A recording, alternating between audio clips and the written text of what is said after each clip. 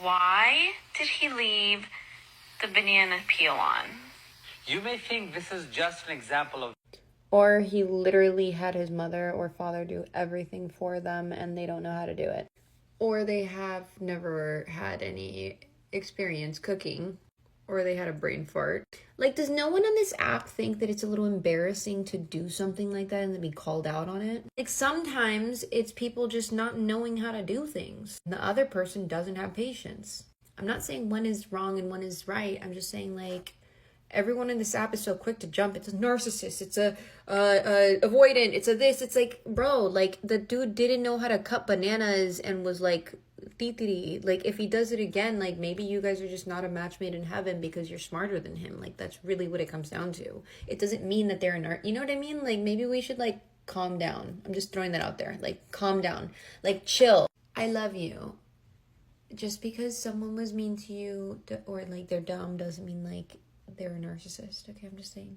And not only that, but no one even understands what a narcissist actually is. If you did, number one, a narcissist can't feel feelings around them. And it's not because they're POSs. I mean, they are because of their behavior, but it's not by choice. Just like an empath doesn't choose to feel the feelings, a narcissist doesn't choose to not feel feelings. The psychological world seems to have like had amnesia and forgotten that both an empath and a narcissist are both created the same exact way. An empath is created when an abuser around them at childhood development is so irate and like explosive that the child becomes hyperly aware of emotions and the people or the emotions around them so that they can avoid potential hazard situations, but then that becomes the anxious avoidant or the anxious attachment or the anxious whatever.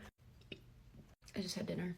Anyways, it's a form of survival because they just don't want the bad thing to happen. They're hyperly aware, like, oh my God, what are you feeling? What are you feeling? What are you feeling? Narcissist has the same situation with the hyperly explosive person feeling all their emotions. So typically you'll have a very emotional mother bringing up a son. I say son, but it's daughter too. And narcissists actually make up women. They don't make up men. So women need to chill. Like, there's more narcissistic women than there are narcissistic men. Think about it. The ones that are in love with themselves, in love with their beauty, in love with their, like, they think they're God's gift to earth and don't have to do anything compared to anyone else. Like, bro, you, like, I mean, I know the Chads and Tyrones are killing it, but, like, tell me that's not, like, the synth, you know what I mean? It's women. Anyways, that's just statistically speaking. I'm a woman. I love it. Listen.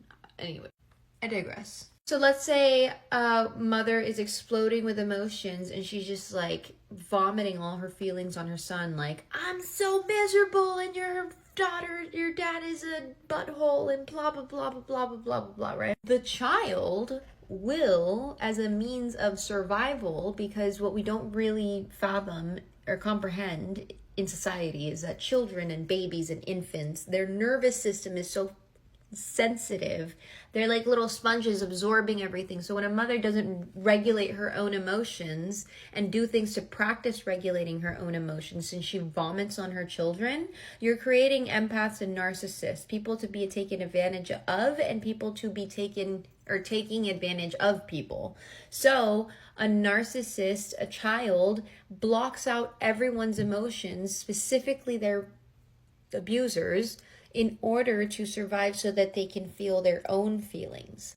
So everyone needs to chill on this whole like narcissists, like blah, blah, blah, like relax. They are both a means of survival.